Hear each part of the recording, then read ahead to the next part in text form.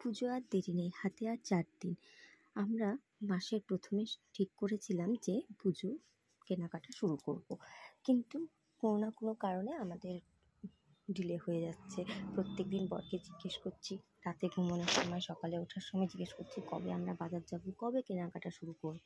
কিন্তু কোনো না কোনো কারণে কী হচ্ছে, আমাদের সেই কাজটা পোস্টপোন হয়ে যাচ্ছে। কখনো ওর কাজ পড়ছে, কখনো এই যে মেয়ে অসুস্থ হয়ে পড়লো, কখনো মাঝে মাঝে বৃষ্টি পড়ছে।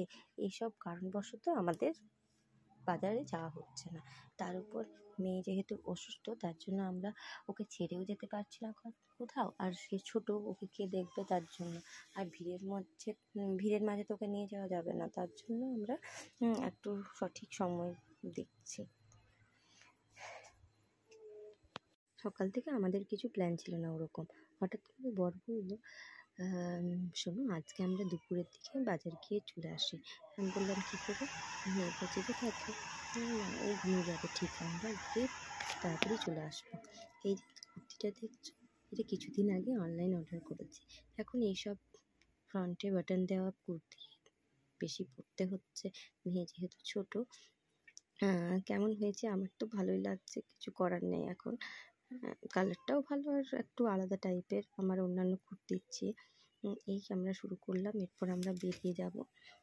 আমরা ঠিক 3টে নাগাদ বেরিয়েছিলাম। 3টে নয়, 2:30 নাগাদ বেরিয়েছিলাম।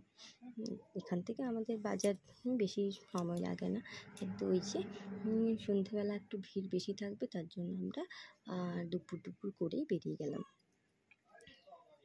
আমার তো খুব আনন্দ লাগছে। মানে দুর্গাপুজো বলে কথা, তাই না? একটা পরিবেশের মধ্যে আলাদাই গন্ধ, চারিদিকে প্যান্ডেল, আলো। আমার প্রত্যেক বছরই এই দুর্গাপুজোর একটা অপেক্ষা থাকে। আমার কি, সকলেরই থাকে, তাই না? এই আমরা চলতে শুরু করে দিয়েছি। দেখছি কোথায় কি ভালো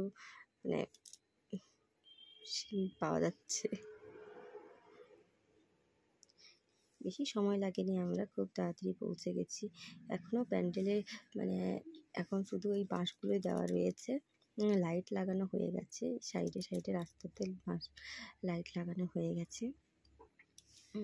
আমি ভাবছিলাম যে দেখি একটু কোথাও তো ভালো প্যান্ডেল তৈরি হয়েছে, দেখা যায়। কিন্তু এই যে আমরা যখন বাজারে পৌঁছালাম, তখন দেখি যে সুন্দর একটা দরজা তৈরি করেছে। আমরা 4-5টা দোকান ঢুকলাম, ঠিক আছে? 4-5টা দোকান ঢোকার পরে এই যে একটা দোকানে গিয়ে বসেছি। সেটা হচ্ছে কিনা, যেটা আমি লাস্টে ক্যান্সেল করেছিলাম। ও আমাকে বলেছিল যে চলো এই দোকানে ঢুকে যায়। তো আমি বললাম না,